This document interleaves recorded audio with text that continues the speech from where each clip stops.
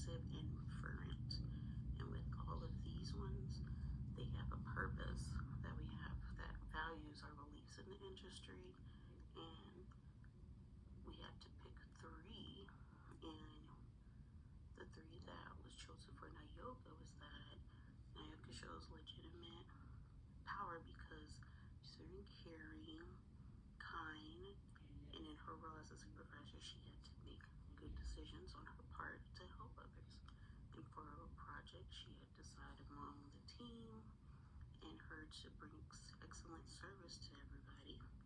Also with Expert, she was aware of all of what was happening in the industry to the customers, to the owners, knowing about their problems and knowledge that she possessed in herself, and more of the business matters. The third one was referent because she was very social when it came to being with her peers, and she knew more with the relationship with the upper management and to gain more experience and being very positive, or there was some negative in it too of her attributes that she possessed in herself. As for mission, vision, strategy, and entrepreneur mindset, for Nayoka, that she was loved and she had support, but also that she showed up being a supervisor, that she had to do a lot of work and it was hard work. And then even with the MGM, they have properties just all over the world. In her role, she's very outstanding to show adequate service and excellent in team building with others.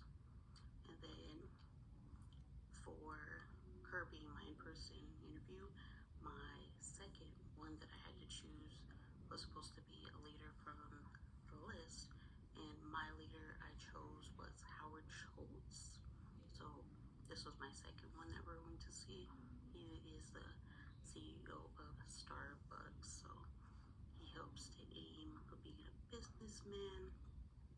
He's an author and a leader, and he showed purpose and the value of being committed to his company. So we're going to see him next. Okay, so not in this slide, but the next slide after. So we have the application of leadership of a theory. So I believe that with the leadership theory that was chosen for the relationship was that with Nayoka, she's very positive. She's caring, motivated. She was building a lot of relationships with everybody too, with her peers. She knows a lot about management and knowing about all of the buildings and checking them too. I feel that with one of the ways that she had proven herself was that she would treat the whole team to breakfast, which is very nice of her to do. The second one was creating the department of challenges for various incentives, so there's like a bonus. So being motivated to have breakfast and having incentives, which is pretty cool. And then the third one was that she was keeping them motivated, cheering them up with high energy, being positive for the customers, and providing assistance and helping and having the team continue to grow. For my next slide, it's a leadership style comparison. So I had to compare them, and I did compare them on my slide, but this was like an overview of who Howard was, which was my second one. So Howard Schultz, he is a businessman and an author for his role model, or his role. His organization, he was the CEO of Starbucks. He had small coffee chains into a global powerhouse. He had over 35,000 locations, which is pretty awesome. And he's growing over 11 stores worldwide. And he's building cultural companies and recruit college tuition and having everybody with part-time and social with their policies.